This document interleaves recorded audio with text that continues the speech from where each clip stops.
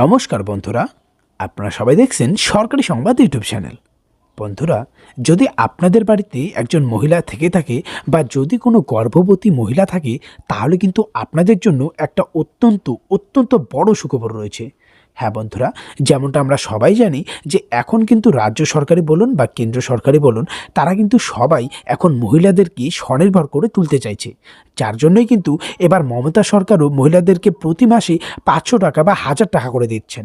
আর বন্ধুরা, এবারে কিন্তু মোদী সরকারও প্রত্যেকটি মহিলাকে এককালীন 6400 টাকা দিয়ে স্বনির্ভর করতে সাহায্য করছে। আর বন্ধুরা, এই টাকাটা কিন্তু মোট 3টি কিস্তিতে দেওয়া হবে। তো বন্ধুরা, আসুন এবার আমরা দেখে নেব যে কোন কোন মহিলারা এই টাকাটা পাবেন এবং এই প্রকল্পে কিভাবে আবেদন করবেন, আর কি কি কাগজপত্র লাগবে, এছাড়া কিভাবেই বা আবেদন করতে হবে।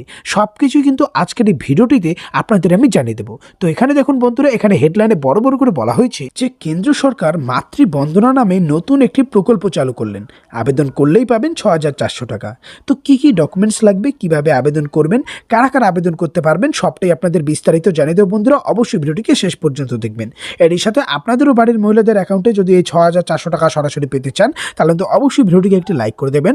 এরই সঙ্গে পাশে লাল রঙের সাবস্ক্রাইব বাটনে ক্লিক করে পাশের বেল নোটিফিকেশনটা অল করে দেবেন। তো বন্ধুরা, আমরা প্রথমেই দেখে নেব যে এই টাকাটা পাওয়ার জন্য আপনার কি কি ডকুমেন্টস লাগবে। এটার জন্য কিন্তু আপনার আধার কার্ডের জেরক্স থাকতে হবে, ব্যাংকের পাসবইয়ের জেরক্স, 2 কপি কালার পাসপোর্ট সাইজের ছবি, স্বামীর আধার কার্ড ও ভোটার কার্ডের জেরক্স, সেন্টারের কার্ড বা গর্ভবতী হওয়ার কার্ডের 3 কপি জেরক্স, সেন্টারের কার্ডের টিকাকরণের 1 কপি জেরক্স। বন্ধুরা, এই টাকাটা কিন্তু আপনাকে মোট 3টি কিস্তিতে দেওয়া হবে। প্রথম কিস্তিতে 1000, আর 150 দিনের ভিতরে দ্বিতীয় কিস্তিতে 2000 টাকা দেওয়া হবে, আর 180 দিনের ভিতরে বাকি টাকাটা আপনাকে দেওয়া হবে। বন্ধুরা, এবারে কথা হচ্ছে যে কারা কারা আবেদন করতে পারবেন। এটাতে কিন্তু শুধুমাত্র গর্ভবতী মহিলারা আবেদন করতে পারবে। কিভাবে আবেদন করবেন দেখুন, বলা রয়েছে সমস্ত কাগজপত্র নিয়ে আপনি নিকটবর্তী আশা সেন্টারে গেলেই কিন্তু আপনি এটাতে সহজে আবেদন করতে পারবেন।